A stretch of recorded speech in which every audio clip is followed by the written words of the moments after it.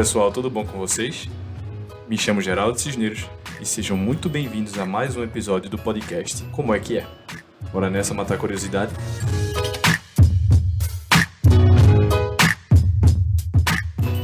Bom, todo mundo fala hoje em dia essa palavra, startup. Mas afinal, o que significa? Como é o dia a dia de uma empresa assim? Como elas ganham dinheiro? Como são administradas? Por que vemos na mídia essas empresas levantando tanto dinheiro? Para falar sobre isso conosco, tá aqui o nosso adulto gênio, Léo Ferreira. E claro, já vou perguntar a você. E aí, Léo, como é que é?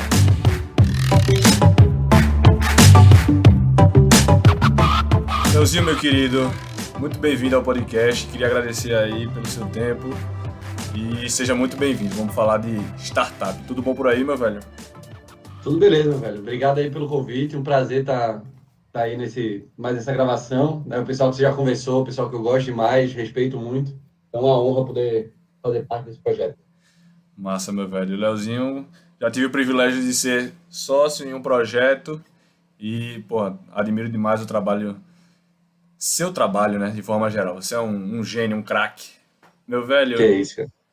primeiro queria falar sobre você, entender um pouco do seu histórico de trabalho, por onde você já passou, como é que você chegou até aqui, né, até o seu momento atual. Como é que é teu histórico, Léozinho? Beleza. Vamos lá. Eu sou de Recife também, né? Fiz publicidade e trabalhei um bom tempo aí em algumas agências de Recife na parte de mídia e planejamento. Eu sempre querendo me envolver mais com a visão de negócio, né? Sair só da parte de comunicação. Nesse movimento, eu fundei o Albi, junto com o Cláudio Pascoal, né, amigo nosso, Sim. e era um estúdio de design para desenvolver projetos desde design gráfico, identidade visual, né, posicionamento. A gente acabou entrando em design de serviço, que é uma coisa que a gente pode acabar falando aqui também ao longo do papo, e com projetos de inovação. Isso lá em 2013 e 2015. Em 2015 eu vim para São Paulo, né, voltei para trabalhar em agência, e trabalhei na UMAP aqui mais um tempo, e comecei a me envolver de novo com design de serviço, né, que foi uma coisa que eu gostei bastante, que é um mundo fascinante.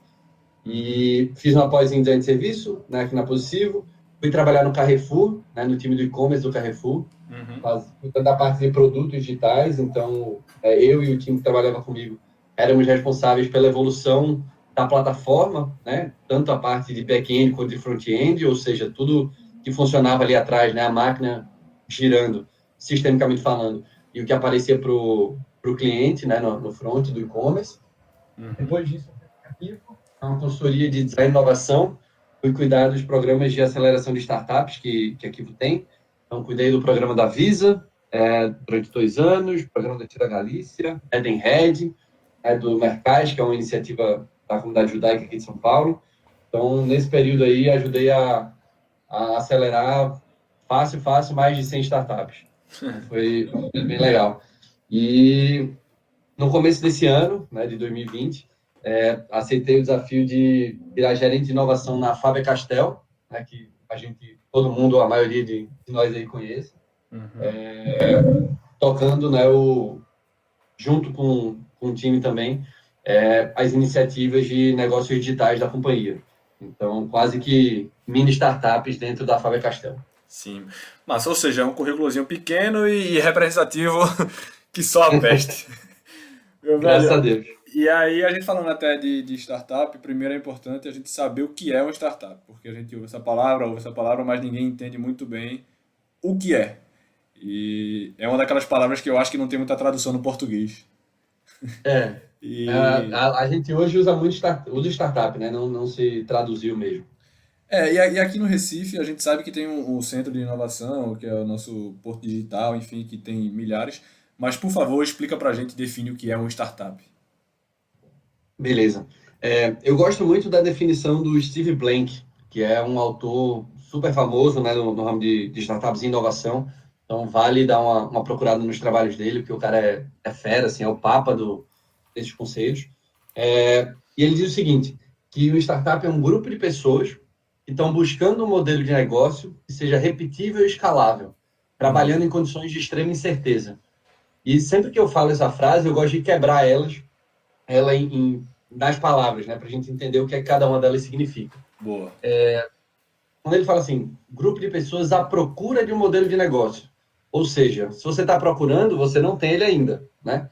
Então, uma empresa que ela não tem aquele modelo de negócio dela tão consolidado, feito outras empresas.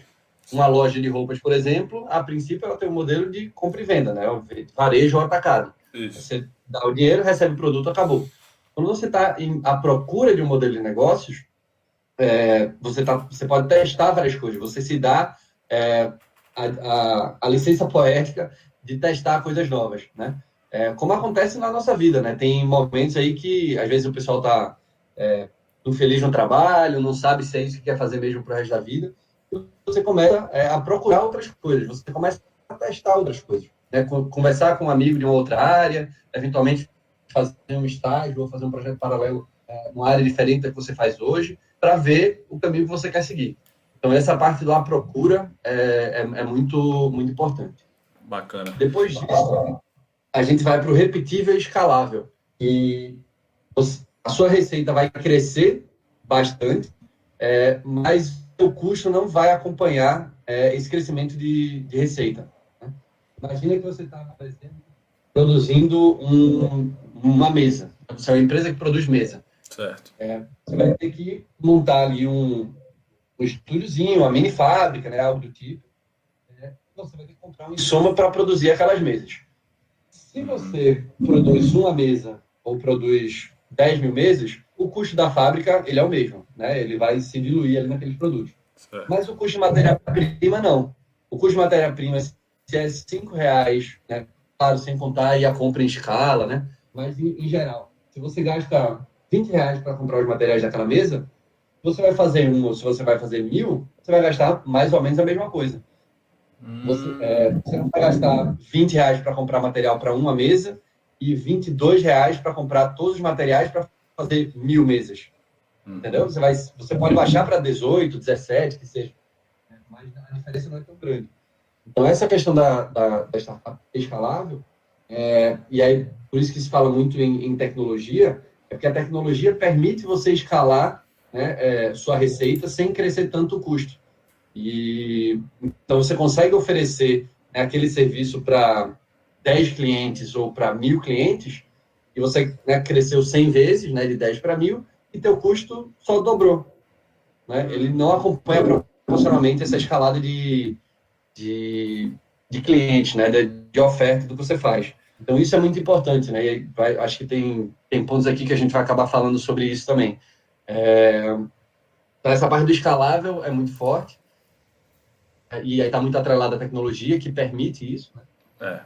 Exato. Assim, né, de bens físicos dificultam essa escalabilidade, ou até impossibilitam, dependendo do que você olhar. E a última parte que eu ressalto dessa frase do Steve Blank é a questão das condições de extrema incerteza. Né? Se você for para o Sebrae, né, você vai fazer ali um business case, né, vai estimar o mercado, né, você vai fazer um bocado de coisa para diminuir a incerteza e ter um pouco mais de segurança quando você for criar um negócio. Né? A startup, por definição e por essência, assim, ela tenta resolver um problema de um mercado que é muito incerto, que às vezes ele parece pequeno, mas que pode crescer muito, né? Ele pode crescer muito, mas ele pode também ir para lugar nenhum. Então, você está essa questão da condição de extrema incerteza é muito isso. Ele pode estourar, né? Você pode, através desse modelo de negócio escalável, crescer muito junto com esse mercado, ou você pode ter que pivotar, que é o que a gente chama, né? Que é quando você muda de atuação. Você está fazendo uma coisa, você descobre algo ali no teu negócio que faz mais sentido você mudar de ramo completamente. E o próprio mindset das pessoas da startup já permite isso, né? Já te deixa mais leve para essas mudanças. Mas a minha impressão é que, assim, Léo, do público em geral, é que startup é qualquer empresa que você comece e seja muito barato para começar e, enfim, não tem um ponto físico próprio. É como se você fosse, digamos assim, uma empresa de uma pessoa só e que abre, testou, deu errado, faz de outra forma. De uma forma bem simples, leiga falando, da forma que você falou, eu tô falando da forma mais leiga. A impressão é de que qualquer um abre e se chama de startup, mas não é isso pelo que você está me explicando, pela definição de Steve Blank, pela separação que você fez aí das frases, não é isso? Isso, exatamente. Quando a gente fala o que é startup, é importante também a gente definir o que não é um startup, né? Para não terem confusões como algumas dessas que você comentou. Tem muita gente que se denomina como startup pelo hype, né? Porque é legal você dizer que é de startup, é cool, é moderno, mas né, acho que tem dois grandes pontos que são importantes. Uma empresa de tecnologia, né, que trabalhe com tecnologia não necessariamente é uma startup. Então, uma consultoria de implementação de projetos de software não é uma startup, porque não é escalável, né? Entre alguns outros pontos. E uma empresa pequena não é uma startup, né? Não é porque tem uma pessoa ou duas pessoas que se considera uma startup. Normalmente, uma startup começa pequeno, porque, como a gente falou, né?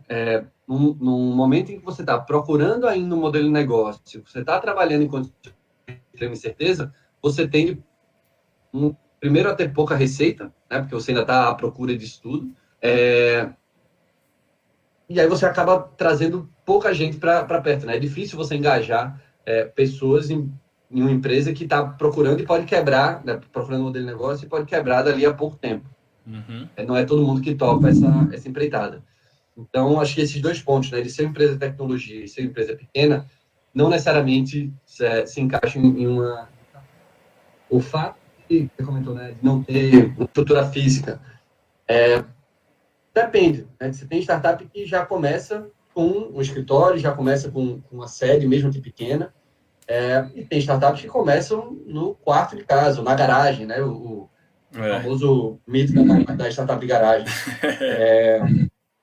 Mas de fato, essa última coisa que você comentou, né? Falhou, beleza, não tem problema, fecha e abre de novo. Isso é uma característica muito comum de quem trabalha com startup e quem trabalha com esses modelos de negócio mais inovadores, né? Ou produtos mais inovadores. Porque você trabalha no risco, né? Você já se predispõe a iniciar uma empreitada sabendo que ela pode dar errado. Então, eu costumo dizer que quem trabalha com startup e inovação tem que perder o apreço pelo que você está fazendo. Porque se você tem muito apreço por aquilo, você se prende muito, tem que dar certo e tal, você vai acabar perdendo vários sinais que aquela empreitada não deveria acontecer.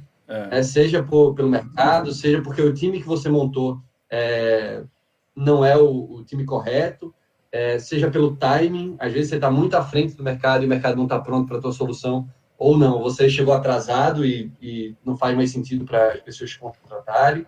Então, tem muitos sinais para uma startup dar errado. Né? Mais sinais que ela vai dar errado do que ela vai dar certo. A galera tem que... É muito importante esse mindset de estar ligado no que está acontecendo. E uma coisa que eu vejo também muito assim no mercado é que todo mundo quer, aparentemente, ter uma ideia genial e quer abrir uma startup e quer fazer a coisa acontecer. Mas que também é uma coisa que inicialmente me passa a impressão de que não dá dinheiro suficiente para a pessoa se sustentar e aquilo ser um ganho de vida imediatamente, sabe? Então, assim, a pessoa termina tendo um trabalho formal, com CLT, enfim, dentro das possibilidades, e investe ou abre uma startup com alguma pessoa tal. Então, quando você fala aí até na questão enfim, de dedicação, de aposta de mercado incerto também, que você vai abrir ali, vai investir uma grana que seja para poder fazer o negócio, isso também atrapalha um pouco o cenário nacional, tu vê isso nessa coisa de startup de não ser a principal fonte de renda das pessoas, então, entendeu o que eu quero dizer, esse link que eu estou fazendo para saber como se lida com isso, entendeu? Entendi. Cara, acho que assim, existe uma curva de maturidade da sociedade como um todo, né? O Brasil é muito jovem ainda em tratar a startup como um negócio que pode, de fato, dar dinheiro. Se a gente for parar para puxar, o mercado de startups brasileiro, ele começou mesmo ali em 2005, 2006. Então, assim, agora, né, em 2020, mais ou menos, ou a partir de 2016, 2017, nesses últimos 2 anos, é a primeira vez que a gente está vendo o que se chama de second-time founders, ou seja, são os fundadores de segunda viagem. O cara que já fez uma startup ali no começo dos anos 2000, deu certo, vendeu, né, para alguma grande empresa ou para algum fundo de investimento, e a gente pode aprofundar isso mais à frente, e está tentando de novo. Ou seja, você começa a ver histórias de sucesso de startups, principalmente de tecnologia. Uhum. Se você vai para os Estados Unidos, por exemplo, né, Vale do Silício, né, Nova York e outros polos também, essa cultura de teste ela já existe há 50 anos. Né? Então, lá eles são muito mais maduros em relação a isso. Então, é normal que os próprios empreendedores, né, quando têm uma ideia, toquem essa startup como projeto paralelo, né, então fazendo aí o terceiro turno, porque, de fato, tanto o próprio empreendedor tem dúvida se aquilo ali pode dar certo, né, se ele tem confiança para investir naquilo, Sim. porque, de fato, no começo é muito difícil dar dinheiro, por isso que esse é um dos principais motivos que startups vão atrás de investimento, né, para poder crescer sem o empreendedor tirar tudo do bolso. Sim. E a gente acha que fala de investimento já já. Sim, sim. E porque o mercado como um todo ainda está vendo isso está começando a se acostumar com startup, né? Se a gente fala de grandes cidades que têm polos de tecnologia, como São Paulo, BH, Recife, Rio, isso já é mais comum. Mas se você sai dessa bolha que a gente está envolvido, você vai para uma cidade do interior, mesmo que na região, ou cidade na região metropolitana mesmo, é uma dinâmica de funcionamento totalmente diferente, né? Então as pessoas ainda ficam com o pé atrás de você começar uma empresa e, cara, eu vou ter que pagar aqui durante, sei lá, 2 anos até conseguir tirar algum dinheiro dessa empresa. Então, tem gente que olha meio torto, né? Porque de fato, é uma lógica de negócio um pouco diferente, para não dizer bem diferente, da lógica industrial com que a gente foi criado, né? Hoje o nosso mindset é totalmente influenciado pela Revolução Industrial. Então, é uma quebra de paradigma, de fato, né? Trabalhar nesse modelo de certeza. É muito massa. E assim, esse cenário de startup, de você ter a oportunidade de visitar, por exemplo, o Porto Digital, você vê que tem muita startup massa resolvendo problemas muito bacanas, sabe? Eu vi um aplicativo que não daqui, mas já que você baixa, e as pessoas que têm dificuldade, que estão no mercado, se não me engano, são cegas e tal, elas apontam o celular de alguma forma para o produto. E alguém aqui, por exemplo, no Recife, pode ler para ela o que está ali naquela embalagem e tal. Enfim, tem aplicativos absurdamente assim geniais e que solucionam problemas geniais que a gente não tem noção praticamente no dia a dia, né? Porque são coisas bem interessantes. Mas viver nesse cenário e visitar essas empresas de startups é muito massa, velho. É muito bom de você ver as coisas acontecerem. E são projetos muito interessantes, cada vez mais interessantes, velho. Exato. É um mundo que, assim, depois que você entra, é difícil sair. Ele é muito apaixonante, assim. E isso que você falou de resolver os problemas, tem um cara aqui em São Paulo que é o Flávio Pripas. Ele foi um dos fundadores do Cubo do Itaú, né? Que é uma das principais iniciativas de inovação e corporate venture daqui do Brasil. E ele costuma dizer que uma startup é uma empresa que resolve um problema real, do mundo real, e tem possibilidade de escala, né? Tem potencial de escala. Então, também se fala muito isso, né? Você precisar resolver esse problema. E problema também, se a gente discutir aqui o que é problema, dá uns 32 podcasts. É um tema bem amplo, né? O que é problema para você pode não ser para mim, né? Realidades diferentes. Mas ele fala muito sobre isso. Acho que é um link legal aí com o que você falou. E assim, também temos a percepção de que esse pessoal que trabalha com startup e tudo, são aquelas pessoas que vão para frente do computador e chegam de 10 da manhã e trabalham até 8 da noite, tem um horário totalmente diferente do tradicional, como a gente está acostumado, como você falou até até dentro da Revolução Industrial, tudo que a gente tem, entrada de tal hora, saída de tal hora e tudo mais.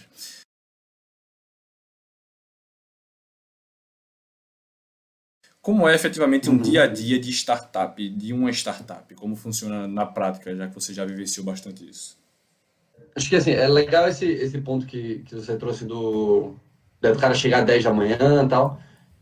Talvez eu acho que eu nunca discuti isso diretamente esse ponto com alguma outra pessoa, né? Então acho que vai ser a primeira vez aqui. De fato, isso pode acontecer, né? Existem dinâmicas que são mais flexíveis do que essa dinâmica tradicional que a gente está conhecido de bater ponto para entrar, bater ponto para sair. Porque, como a gente fala, né, a gente estava falando no começo, por ser escalável, tende a ser um produto de tecnologia. E é um produto que, muitas vezes, ele está disponível 24 horas por dia, 7 dias por semana. Certo. Então, por exemplo, você tem uma startup que é uma solução de análise de crédito para desbancarizados, por exemplo, né, que você fornece essa solução para uma outra empresa que vai consumir o teu serviço, né, vai consumir a tua tecnologia. Você não vai ter uma pessoa no computador procurando lá no Google se Geraldo se tem conta em banco, se ele já foi citado em algum lugar, se ele tem dívida, se não tem. Você montou um sistema tecnológico, né, um algoritmo, o que for, para fazer isso, né, automaticamente. Então, uma Sim. pessoa, né, um sistema aciona o teu sistema, você trabalha e devolve essa informação. Isso pode ser feito, cara, 9 da manhã de segunda-feira, 3 da manhã do sábado, 4 da tarde de uma quinta-feira, tanto faz. Então, não existe essa necessidade de estar, na maioria das vezes, né? Principalmente pensando em desenvolvimento, no time de desenvolvimento. Não existe essa necessidade de estar presencialmente de 9 às 19, atuando na frente do computador, porque um cliente pode chegar. É claro que né, o time que atende os clientes, tal, ele acaba tendo que seguir essa dinâmica. Mas o desenvolvedor, que está evoluindo o produto ali, né, está mexendo em código e tal, o que muda se o cara vai trabalhar de 3 da tarde às 8 da manhã ou se o cara vai trabalhar de 9 às 19? O produto ele continua rodando o tempo todo. Né? Sim. O produto não sai do ar quando o desenvolvedor vai dormir. Como uma loja física fecha quando o dono ou o gerente vai para casa. Sim. Então, essa dinâmica de horário acontece principalmente nessas funções como desenvolvedores que não precisam estar em contato aí com o público final, né? Com clientes, né? Ou com parceiros. Sim. A dinâmica, né, falando do dia a dia, então, indo até a fundo, o dia a dia de uma startup, cara, ele é muito, muito dinâmico. Né? Eu costumo citar um caso de um dos programas de aceleração que eu toquei, em que a gente estava fazendo uma dinâmica de pensar um outro produto, né, um produto adjacente ao que a startup já tinha, e o cara tinha um pitch na cabeça, né? Então ele tinha um jeito de apresentar aquele produto que ele estava treinando. Pitch é E numa apresentar o sessão, produto, né, para algumas pessoas, né? isso, exato. É você fazer uma Certo. apresentação, que normalmente é rápida ali, né, entre 30 segundos e 5 minutos, sobre o teu produto e o teu negócio. Certo. E ele já tinha, então, um pitch aí na cabeça, né, já que ele já vinha treinando. E nesse dia, se eu não me engano, era uma terça-feira de manhã, a gente pensou uma coisa, né, uma abordagem nova para aquele produto. E ele tinha uma reunião na própria terça-feira à tarde, com um cliente para apresentar aquilo, na hora do almoço, né? Entre a gente pensar nessa reunião. Ele já mudou o que ele ia apresentar, pediu para o desenvolvedor dele fazer um mock-up, que como se fosse uma tela que não funciona de fato, né? É Certo. só Um modelo. um dublê. Isso. O cara fez ali rapidinho também, enquanto ele estava indo para a reunião. Na reunião, que na terça-feira à tarde, ele apresentou aquele mock-up para um possível cliente. O cliente já deu alguns feedbacks, ele já devolveu para o desenvolvedor as alterações que precisavam ser feitas. Na quarta-feira de manhã, quando ele veio para outra sessão que a gente tinha, ele já tinha mudado um bocado de coisa que a gente tinha começado na terça-feira de manhã. Então, assim, em 24 horas, você pensou uma coisa, Sim. prototipou, né? Você testou ali, você levou para o mundo real para falar com o cliente, pegou o feedback, voltou, ajustou de novo e já devolveu tudo isso em menos de 24 horas. Nossa. Então, pensa isso para uma padaria, por exemplo, para você chegar e falar assim para o cara da padaria: ô, seu dono da padaria, vamos mudar esse balcão aqui que eu acho que fica mais legal pro lado de lá. Cara, isso aí, você não consegue fazer isso muito rápido, né? Até porque envolve outras coisas. Então, eu gosto muito desse exemplo porque mostra a mentalidade da startup. De, cara, tudo pode mudar de hoje para amanhã. Você tem que estar ligado para testar as coisas e ir atrás, né? Acompanhar essa E velocidade. validar, né, as ideias do que você faz. Isso, exatamente. A ideia precisa ser validada, né? Você leva isso para o mercado, pega esse feedback, né? Retorna. É quase que um ciclo PDCA de administração, né? Sim. Mas de uma velocidade absurda, assim. Você sai cortando alguns caminhos, né? Você Sim. não vai fazer o processo bonitinho porque não dá tempo. Você tem que ir super rápido. Sim. Então, é uma dinâmica bem intensa, né? De tudo Normalmente você tem um time pequeno, porque você não tem muito dinheiro. Depois a gente fala de outras maiores, mas a maior parte das startups, né, que não são Uber, Gimpass, etc., que tem centenas de milhares de funcionários, normalmente é pouca gente para fazer todo o trabalho, e são pessoas que têm que fazer tudo. Então, se você vai no LinkedIn e procura o cara que trabalhou, sei lá, tá na RAP há 3 anos, eu te garanto que ele passou por uns cinco cargos diferentes. Ele passou 6 meses fazendo uma coisa, de repente mudou a necessidade, ele foi para outro cargo fazer outra coisa totalmente diferente. Sim. Ele passou 6 meses, o cenário é outro, ele muda de novo, né? Então, para trabalhar em startup é importante ter o mindset preparado, né? Ter a cabeça preparada. Cara, você está fazendo uma coisa hoje, mas amanhã pode ser que a necessidade seja outra, e você vai ter que fazer, você tem que se virar nos 30. É Então, tipo acaba sendo... o avião voando e você construindo e consertando ali ao mesmo tempo, né? Totalmente, totalmente. Bicho, lá, mais do que construir o avião, você pula e enquanto você está pulando, você tenta fazer alguma coisa para começar a voar. E daí você vai construindo o avião. É muito difícil, cara. Tem gente que acha que startup é ter uma ideia genial e depois de um ano o negócio virou um unicórnio, né? Que são as empresas que valem $1 bilhão de dólares. Não é, cara. É muito, mas muito trabalho. Muito trabalho mesmo. É porque também muita gente acha que vai criar uma ideia que é super genial, que é diferente de tudo no mundo e que vai virar o novo Facebook da vida. E Exato. você tem empresas que são, às vezes, chegam em tal ponto, você tem um Facebook, um Google, enfim, coisas, mas você não vê uma frequência disso e uma coisa muito fácil, daqui pro ano que vem a gente resolveu. É uma coisa que Não. demora, dura, cresce, vai, cai, vai à falência, Exato. vem com a nova ideia.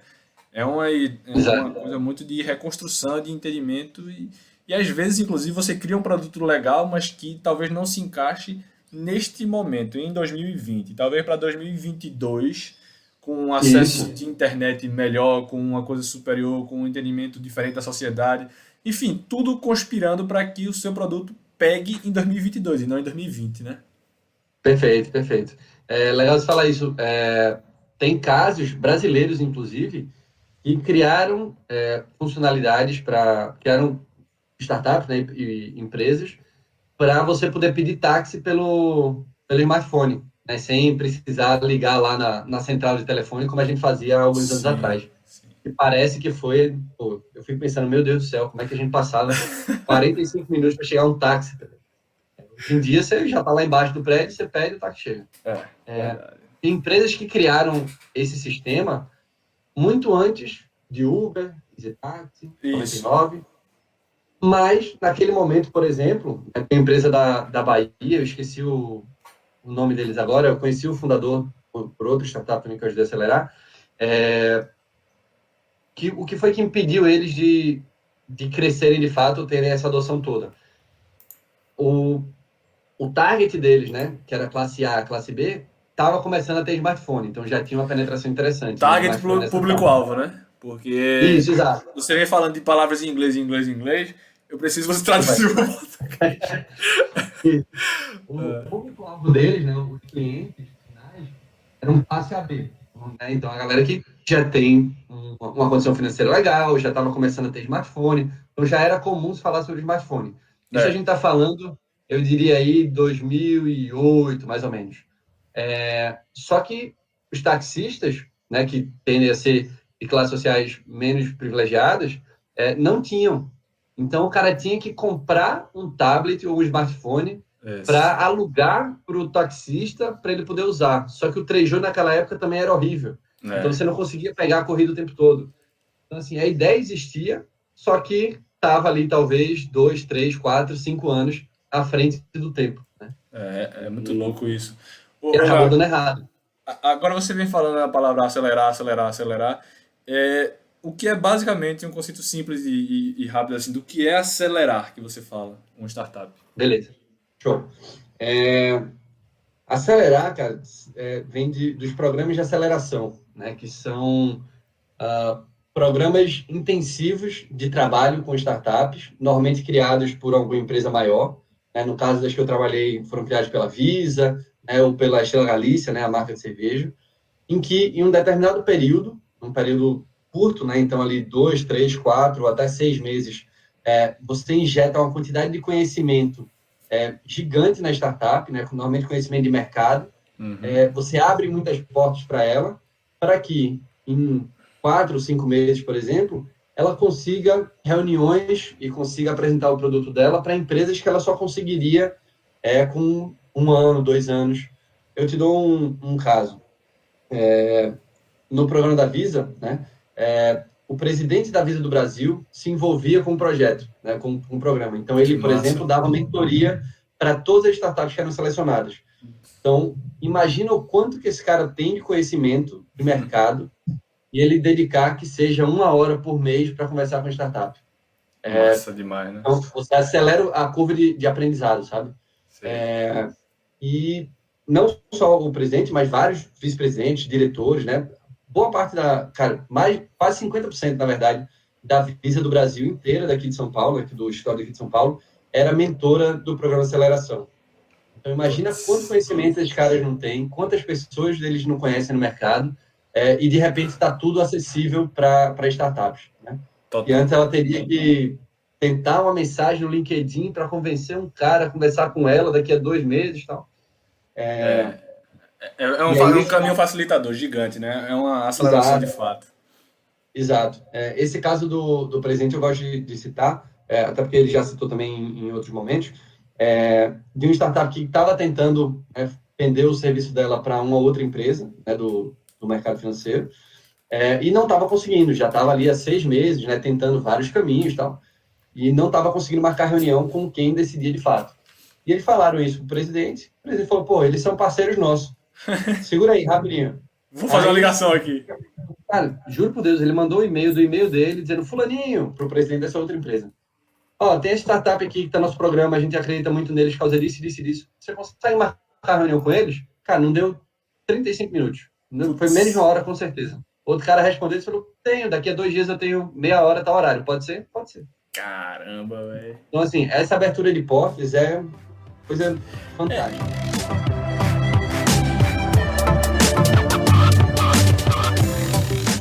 E aí, Léo, assim, entra num conceito interessante de startup com grandes empresas, startup contra grandes empresas, enfim, contra o mercado, porque até eles brigam entre si para chegar no consumidor, no cliente, enfim. E aí, eu tenho a impressão de que startup também é aquele cenário de filme americano, que a pessoa anda de bicicleta no meio do escritório, vrá, sabe? Sim. O cara sai cortando o escritório com bicicleta. Só que eu não sei se adequa muito ao Brasil, porque os escritórios aqui são menores, mas que tem uma bicicleta, tem. Mas essa coisa do grandes empresas, inclusive, como você está falando, a Visa investe no programa desse e até também com o intuito, talvez, de trazer conhecimento de uma startup para dentro da própria Visa, para eles também se beneficiarem disso. Ou então comprarem a startup e, enfim, esse mercado startup e grandes empresas, como se dá? Como é mais ou menos esse cenário? Legal.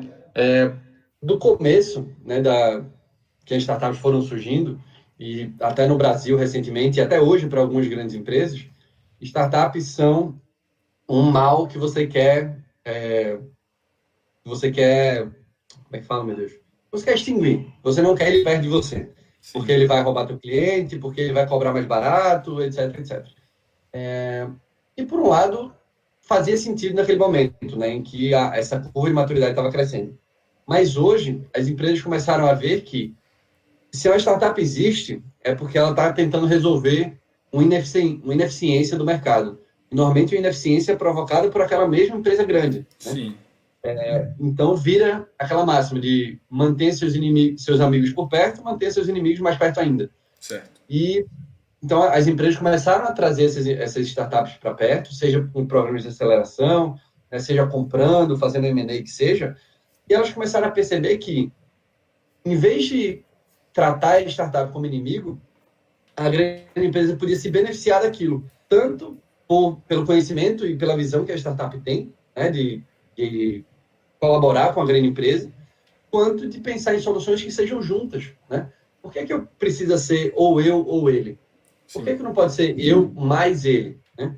E aí, o que muitas empresas têm feito é trazer para perto, principalmente, e se associar, né, fazer parcerias com com startups que sejam, que complementem o seu portfólio de produtos e serviços, né? Não que atuem diretamente no core, né? Na essência do que a empresa faz, mas que consigam aumentar essa oferta de serviços, né? Ou melhorar o processo interno como um todo, né? No exemplo da Estrela Galícia, por exemplo. A Estrela Galícia faz cerveja, vai continuar fazendo cerveja, não selecionou startups que fazem cerveja, mas selecionou startups que facilitam o processo de importação de itens, né, porque facilitam o desembaraço aduaneiro, Sim. já que no caso da Estrela Galícia do Brasil, importa muita coisa da Europa. Aceleraram startups que dão uma nova experiência de servir chopp no ponto de venda, direto lá no bar, para que a Estrela Galícia possa aprender mais sobre aquilo. Né? Massa. Então, você tem muita gente fazendo muita coisa que é adjacente ao seu negócio, e você traz elas para perto, né, para você trocar esse conhecimento. E aí, a gente também pode entrar aqui em falar sobre inovação aberta, também vai um bom tempo. Que é só bem rapidinho, assim, né, num tweet. Inovação aberta é você inovar junto com outros players. Né? Então, em vez de você ter a sua área de pesquisa e desenvolvimento ali, que tem os segredos, né, comerciais, a fórmula da Coca-Cola, que você não vai abrir para ninguém e tal, Sim. você traz outras empresas parceiras, muitas vezes startups, para poder co-criar junto, né, para criar novas soluções. E isso é legal porque, assim, sempre se faz analogia, né, de startups e grandes empresas, o que são elas, né, em outros mundos. Tem gente que fala que é um jet ski e um barco, por exemplo, um navio. Eu vou mais além. Né? Para mim, um jet ski e um trem. E para você mudar um pouquinho a curva, cara, é um trabalho assim comunal. Né? O navio ele vai virando. Se você for ajeitando ali, ele demora, mas ele vira. Um trem é muito mais difícil. Né? Faz uma linha de trem e 3 meses depois fala: eu acho que se a gente fizesse uma curva aqui à direita, seria mais legal. Ah, amigo, chorou. Que bom. Pode ficar achando que não vai acontecer. É difícil. Exato. E aí muitas empresas usam a startup para testar esse tipo de coisa também, né? Para conhecer um pouquinho desse outro mercado. Do mesmo jeito que a gente falou lá atrás, né, de que o startup é um grupo de pessoas à procura de um modelo de negócio, as grandes empresas podem usar, e usar no bom sentido, as startups para sentir outros mercados, né? Para sentir novas possibilidades, para onde o mercado está indo, tendências e assim por diante. Então, essa relação tem ficado cada vez mais saudável, graças a Deus. Ainda bem. E eu vejo, por exemplo, assim, um outro exemplo bem clássico é a gente vê, não sei se é o caso, mas Facebook comprou o Instagram. Aí o Instagram, aí nasceu o Snapchat, que era uma coisa mais rápida. Aí o Instagram pegou e botou basicamente o Snapchat dentro dele, que é o Stories. Isso. Essa coisa de como tem que se adaptar e tudo. Inclusive até para grandes empresas, como você falou, e comparou ela muito bem a um trem, é muito difícil, mas tem que se tornar cada vez mais um jet ski, basicamente, para poder ter esse norte, essa coisa, porque senão as empresas vão morrendo, velho, naturalmente. Entendeu? E tanto isso como qualquer coisa que seja de celular, de tecnologia, porque antigamente eu lembro que minha TV era gradiente. Meu velho, a TV gradiente durava, era top de linha. Aquelas gordas grandes. Aí hoje você compra uma que é praticamente embutida, você não tem nem fio, ela é menor que meu dedo. Enfim, é uma coisa maravilhosa, mas que eu acho que é mais tecnológica, eu tenho acesso a muita coisa, Netflix, YouTube, tudo lá, mas ao mesmo tempo talvez não dure tanto quanto antes, mas enfim, tá entendendo? Então assim, elas têm que se tornar muito mais tecnológicas, elas têm que se tornar muito mais rápidas nessas decisões. As grandes empresas me parece que têm que se adequar muito mais às startups do que startups a grandes empresas em si, né? Ou estou errado? Sim. Não, faz sentido, né? Porque assim, a startup, ela na verdade, ela é um reflexo do mercado, que exige coisas mais rápidas, mais baratas, melhores, né? Então, assim, a startup não é a vilã da história. Ela é simplesmente um reflexo do que está acontecendo, né? Do que o mundo, seja consumidor, seja negócio, está demandando.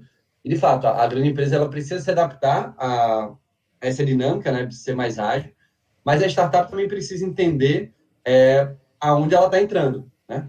Não dá para ela chegar para uma grande empresa, né, centenária, gigantesca, e achar que ela é a última bolacha do pacote, né? eu costumo dizer que é preciso respeitar as grandes empresas, porque, né, os negócios chegaram no tamanho que são através de muito trabalho, muita gente competente que fez isso. É preciso entender por que a empresa está nesse estágio, né? Ou porque ela tem certa dificuldade de se relacionar com startup, né? Nada é por acaso, né? Uma empresa que ela seja mais conservadora, por exemplo, ela chegou nesse estágio porque outras pessoas estavam fazendo outras coisas certo, né? Ninguém vira muito grande fazendo tudo errado. Alguma coisa foi feita. E é preciso entender isso, né? Do mesmo jeito que se você pegar um cara que é um cientista, por exemplo, e quiser que ele explique alguma coisa para uma criança, eu não estou dizendo que um é um cientista e outro é criança, tá?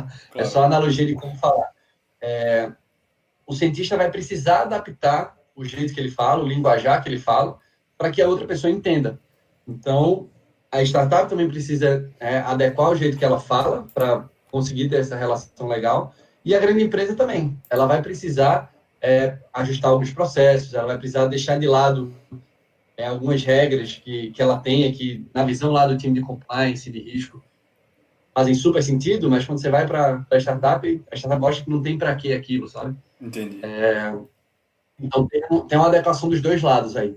Não acho que seja só um caminho que tem que se adaptar ao outro, porque, assim, grandes empresas vão continuar existindo para sempre. Sempre existiram e vão continuar existindo para sempre. Pequenas empresas também. E elas têm que entender como trabalhar juntas da melhor forma. Não é abafando as startups, né? Não é matando elas com seu poder financeiro ou mercadológico, mas entendendo como elas podem trabalhar juntas, né? Fazendo analogia com jet ski e com trem, não é que o jet ski vai ter que parar na frente do trilho do trem e implorar para o trem parar porque o jet ski é foda. O trem tá vindo, se você ficar no meio, ele vai te atropelar. Mas o trem também pode se beneficiar do jet ski e dizer, cara, vai ali na frente e vê se esse é o melhor caminho para eu construir o meu novo trilho. Total. Eu acho que tem um pouquinho dos dois lados. Né? Você falou nesse seu modo de falar aí, você falou uma coisa chamada M&A. Lindo isso, achei lindo. M&A. O que é isso, pelo amor de Deus? M&A é uma sigla que significa Merge and Acquisition, que é aquisição e, merge eu não sei qual é a prática, você se juntar com outra empresa ou você adquirir uma outra empresa. Isso não acontece só com startups, né? Isso acontece com qualquer empresa de diversos segmentos. A gente viu aí Pão de Açúcar, Casa de Bahia, né? Todos esses grandes conglomerados de varejo, eles fazem M&As, eles fazem junções e aquisições, né? Eles se juntam para virar uma empresa só. E essa é uma das formas das empresas se juntarem com startups. Né? Normalmente é uma possibilidade um pouco mais avançada, que exige mais maturidade da startup e da empresa, né? Porque você se juntar com uma outra cultura, um outro jeito de fazer negócio é difícil, então não é uma coisa fácil mesmo, porque você está juntando pessoas, né? Não só números no Excel. Isso. Então, assim, é um ponto que ele é um pouco mais para frente, né? E tem uma coisa que acontece bastante, que você vê várias startups como o Google e empresas como o Google e Facebook fazendo, que é o que se chama de acqui-hire, que é uma aquisição para você contratar as pessoas. Então, imagina que a gente é uma grande empresa e tem um startup ali com 10 pessoas que está começando a fazer um produto que vai incomodar a gente. Então, em vez de eu ter que tentar contratar cada um dos engenheiros, é muito mais fácil eu, empresa grande, com fundos infinitos, com dinheiro infinito, quase jogando a malícia aí do The Sims, chegar lá e comprar a empresa inteira. Cara, em vez de... eu tenho muito dinheiro, né? Comprar uma empresa por 50 milhões não vai mexer em nada meu resultado de caixa ali no final do ano. Então vem cá, eu tô aqui 50 milhões para vocês, vem todo mundo trabalhar para mim e agora eu tenho as melhores pessoas com esse mindset de criar soluções inovadoras de uma forma ágil, trabalhando dentro da minha empresa. Não é uma coisa tão simples quanto possa parecer, você tem toda aquela parte de cultura que eu comentei, mas é um formato que acontece também. Isso, exatamente. E como qualquer coisa, pessoas fazem diferença, mas é uma coisa muito louca porque envolve justamente a cultura. Você tem uma cultura aqui e quando você vai para outra é um pouco mais engessado, você não tem a liberdade que você tinha ali. Então termina que pode gerar uma frustração, um conflito interno, enfim. Mas é, muito interessante isso daí.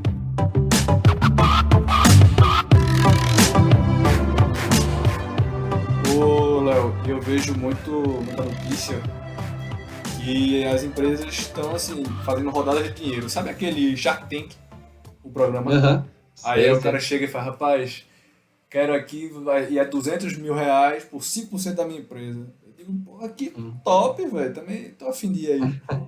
Velho, como é isso? Como é que se levanta tanto dinheiro? Por que envolve tanto dinheiro esse tipo de negócio? O que é que tem ali no meio que eu preciso saber, Léo? Por favor, me explica aí.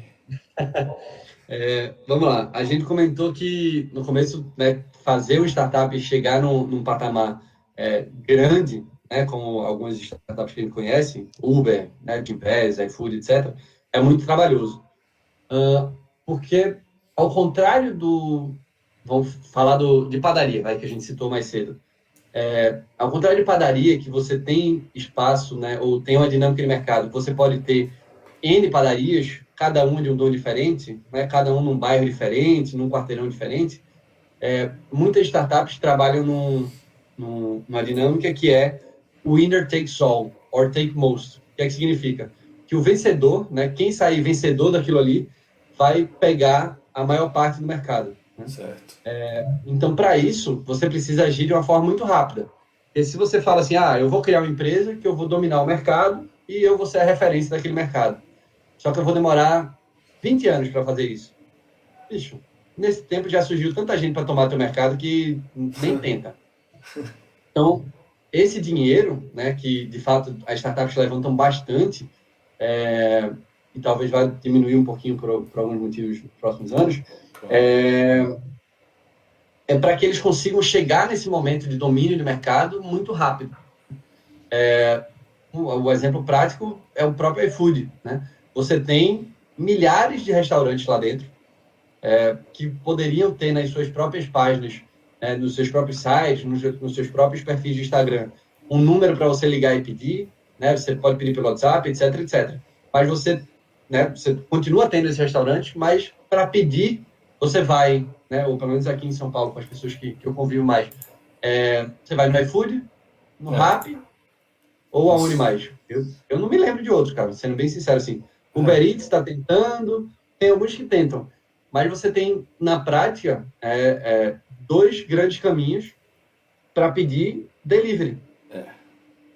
entendeu? Então, assim, você precisa estar dominar esse mercado, porque, como a gente falou, o fato da questão da escalabilidade, né, da startup, significa que ela vai ganhar no volume. Então, ela precisa começar a ganhar bastante, né, bastante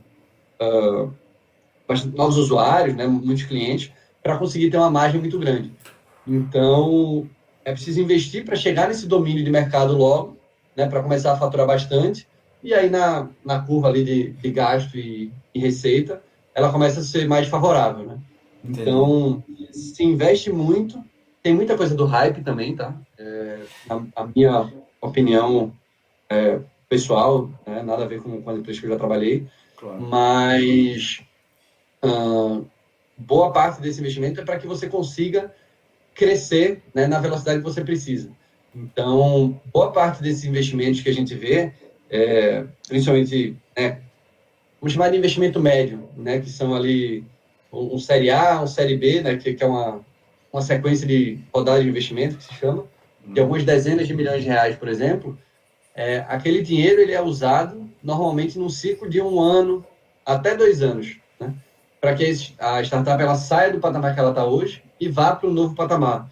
Então, em 1 ano, em vez dela duplicar ou triplicar a receita, o que para uma empresa, um varejista, uma padaria, por exemplo, seria espetacular, Isso. ela cresça 25 vezes, 30 vezes. Nossa.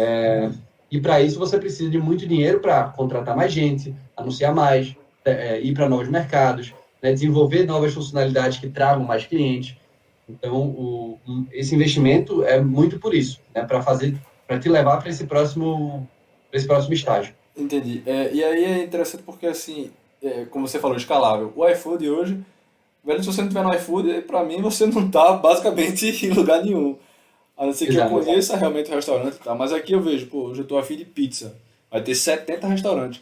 Então, assim, mas a minha impressão é de que além do dinheiro que eles recebem e tudo, e aí eu vou ter até uma entrevista na próxima semana, interessante falando sobre data, que a data é o novo petróleo do negócio, a internet, enfim. Uhum. Mas para entrar já um pouco nesse assunto, a minha impressão é de que os dados que as empresas têm é que é o grande negócio. Porque assim, claro, você está no iFood e provavelmente aí a forma que o iFood ganha dinheiro é pegando uma parte no pagamento da gente, do cliente Isso. final.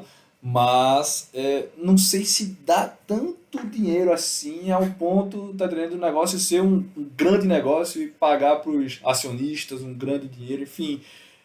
Mas me dá a impressão de que essas startups é a quantidade de informações que ela tem do cliente, não ou tô errado, Léo, essa impressão? Não, faz bastante sentido, sim. Pensa que Uber, por exemplo, vamos dizer que, tudo bem que é uma empresa polêmica, né? Mas Uber, você tem um aplicativo instalado no teu celular e você aceitou lá os termos e condições sem ler o contrato, né? Eu duvido que você tenha lido quando você deu Sempre, isso aceito. aí é sempre, isso é certo, 100% dos casos, tá? Do mesmo jeito que eu também aceitei sem ler, e se alguém estiver ouvindo a gente tiver lido, tem três opções. Ou o cara trabalha com isso, ou é mentiroso, ou é louco. Eu não vejo outra forma de você ler aquilo. Certo. Então, pensa no Uber. Você aceitou lá os termos e condições. Ele está traqueando onde você está pelo seu GPS, certo? Certo.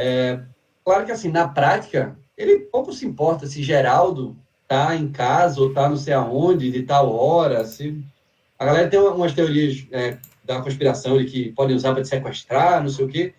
E eu costumo dizer, cara, sério, se essa galera for usar os meus dados para me sequestrar, eles são os incompetentes, porque eu não valho nada, tem tanta gente mais importante aí, que os caras, coisa mais importante que os caras fazerem, é jogar fora um esforço, né? Como tal.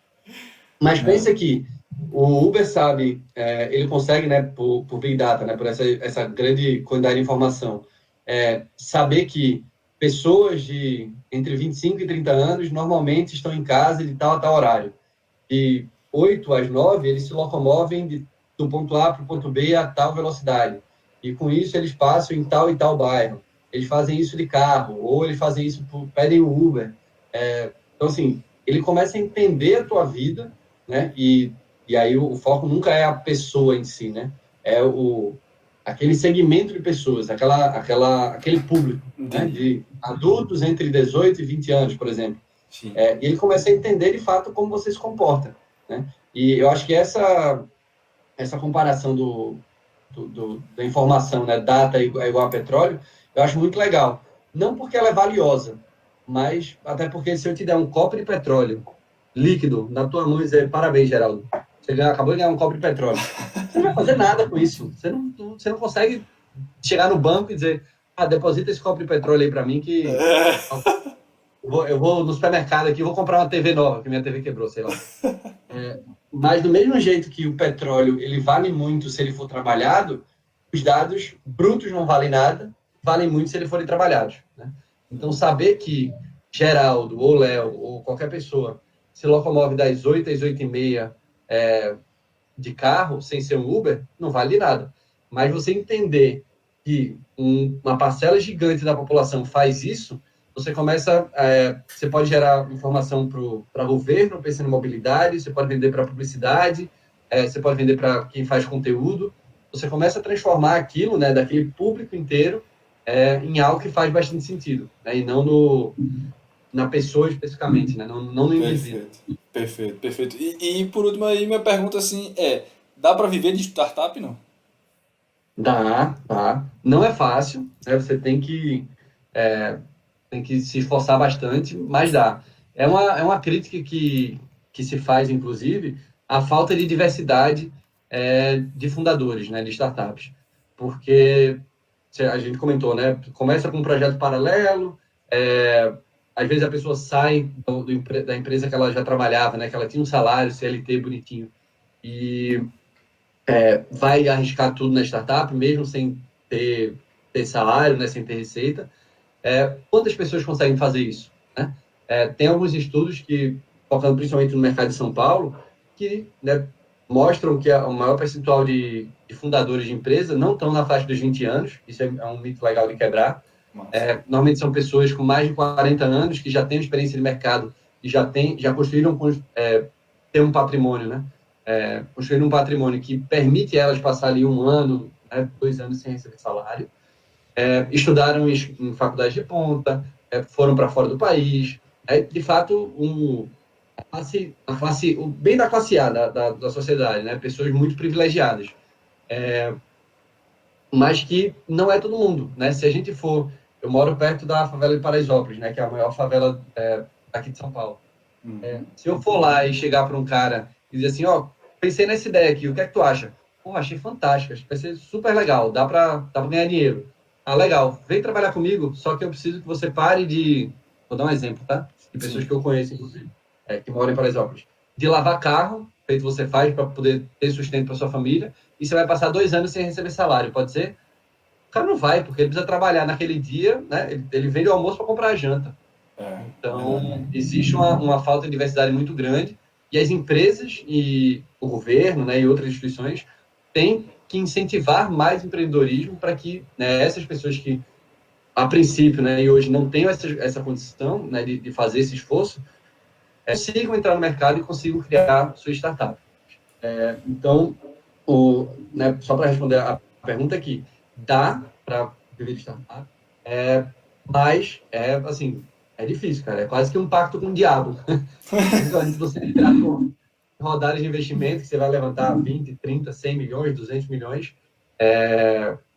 assim, você dá a sua vida pela startup, cara. Não é fácil, não.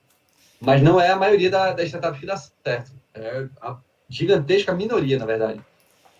Porque a gente vê muito em filme, né, e acha que tudo tende a dar muito certo, a gente vê aqueles exemplos maravilhosos e mágicos e acha que em 6 meses, 1 ano vai estar tudo resolvido e tudo certo, né? Não, de forma alguma. Na nossa cabeça, a nossa ideia é sempre a melhor, né? Ela sempre faz sentido, ela sempre vai salvar o mundo e tal. Mas uma coisa que no programa de aceleração a gente estimulava bastante era fazer, né, os fundadores, né, os funcionários da startup saírem da casinha, né? Cara, vai no mercado, vai conhecer, vai conversar com as pessoas reais, né? Pega esse teu aplicativo aqui que você falou que é o próximo Facebook e mostra para a pessoa e fala assim, você gostou desse aplicativo? Gostei, pô, fantástico, muito bom, tem tudo que eu sempre sonhei. Legal. Apaga o WhatsApp aí do teu celular para baixar meu aplicativo, porque você não tem espaço. O cara vai dizer, não, isso aí eu não vou fazer, não. Então, bicho, não é tão simples assim, sabe? Tem que ir para o mercado, principalmente ideias um pouco mais diferentes, né? Que precisa se acostumar o público com aquele modelo de negócio, aquele formato. Bota no mercado, cara. Vai pegar feedback, porque o mundo é bem mais cruel que a nossa cabeça. É verdade. Léo, meu velho, vamos chegar agora na parte muito boa, chamada Bate-Bola Jogo Rápido com o Geraldo / Maria Gabriela.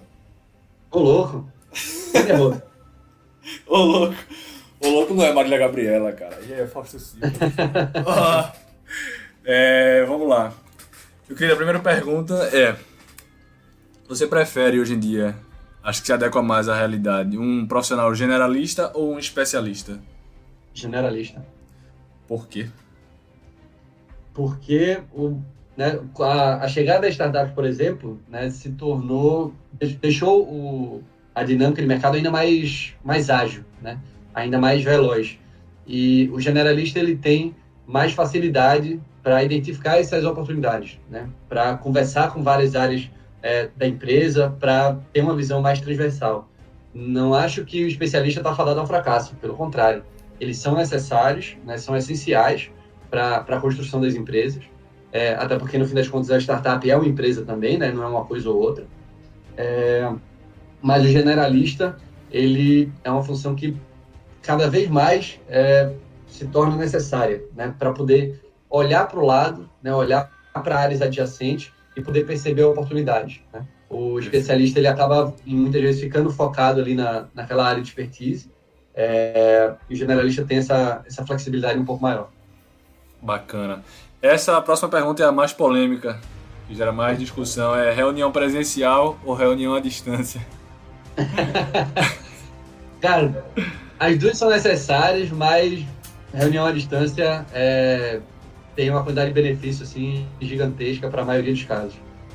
Acho que tem algumas situações que presencial ainda conta bastante. A conversa ali tete a tete, né, olho no olho, são super importantes, mas talvez um lado bom dessa quarentena, né, se é que existe algum lado bom, considerando tudo que a gente está passando, é que cada vez mais a gente tem percebido que aquela reunião, de fato, poderia ter sido um e-mail. Ô, Léo, e se você pudesse aí indicar somente um livro para que todo mundo lesse, que livro seria ele?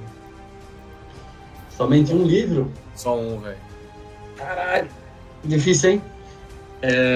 Vamos lá. Tem um que eu deixo ele até aqui na minha mesa, que é Previsivelmente Irracional, do Dan Ariely, que é um gênio da economia comportamental. Tem ele em versão tanto em inglês quanto em português, Kindle, físico, do jeito que você quiser. E ele fala muito sobre comportamento e a relação das pessoas com a economia. Coisas que a gente acha que o ser humano é um bicho racional, né? Tudo ele vai pensar com calma, vai refletir ali sobre os pontos positivos e negativos. E cara, ele quebra esse mito assim de um jeito inacreditável nas 10 primeiras páginas, sabe? Para quem gosta de entender sobre o comportamento humano é super importante. Para quem é empreendedor, mais ainda. Esse para mim é um livro básico assim que todo mundo tem que ler. Pô, só um foi difícil, hein? Essa aí foi... Não, pô, é interessante. Agora, essa daqui é que deve ser mais... Eu acho que essa pergunta é sempre mais difícil, mas pelo que eu tô vendo, as pessoas têm respondido de uma forma mais fácil. Mas, vamos lá. Você, papai recente, se você só pudesse ensinar uma coisa para uma criança, o que é que seria essa coisa? Só uma coisa? Sobre qualquer coisa? Sobre qualquer coisa. Chegar meu filho, papai só pode lhe ensinar uma coisa. É isso aqui. Cara, acho que gentileza. Talvez um pouco clichê por causa do gentileza, mas no mercado, no mundo cão que a gente vive, pessoas cada vez mais individualistas, cada vez mais focadas no seu próprio ganho, né? Ou mais distantes, pelo menos através de uma interface digital. A gentileza, né, que acaba trazendo várias outras coisas, né? Compaixão, respeito, etc. Para mim é uma condição básica, assim. Eu lembro até que quando o Luca, meu filho, nasceu, eu fiz um post falando sobre isso, né? Que eu não me importava que se ele fosse um cara de sucesso, que ele ganhasse dinheiro, que ele fizesse um bocado de coisa. A única coisa que eu queria que eu faço questão que ele seja uma pessoa gentil que trate bem as outras pessoas. E acho que com isso as coisas, todo o resto vem a reboque. Perfeito, né, velho? Lindíssimo, lindíssimo. E aqui agora vai, na verdade, a pergunta mais importante, que é, obviamente, ou Rafael Nadal ou Roger Federer. E você sabe a resposta certa, você sabe qual é, mas eu vou lhe dar a oportunidade de você dizer que é ele, vá. Rapaz, não sai justo aqui. Não, Federer é diferenciado. Isso, é tipo eu e Cláudio, entendeu? Jogando, é tipo eu, obviamente. Eu lembro de vocês jogando lá no... Como que é? No Squash, não, no Recife tem. Caxangá do Sul. Caxangá. Eu fui lá ficar olhando vocês jogarem. Foi. Claro que ganhei, enfim, nem lembro, só brinco, mas deve ter ganho.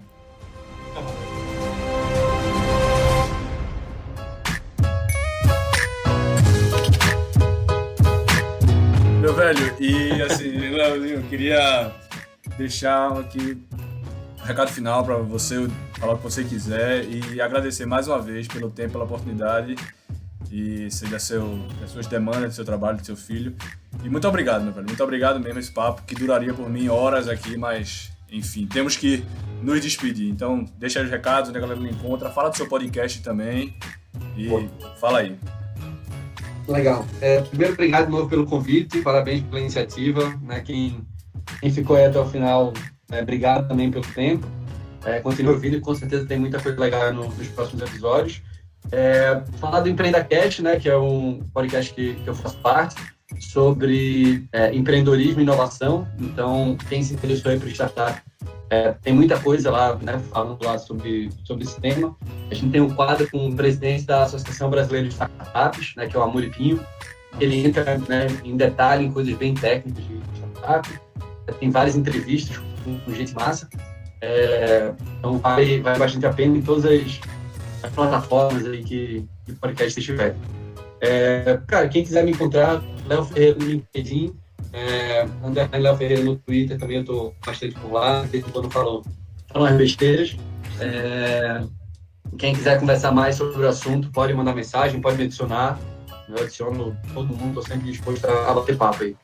Acho que é isso. Massa, meu velho. E vale a pena ouvir mesmo o EmpreendaCast, muito assunto interessante, muito debate interessante.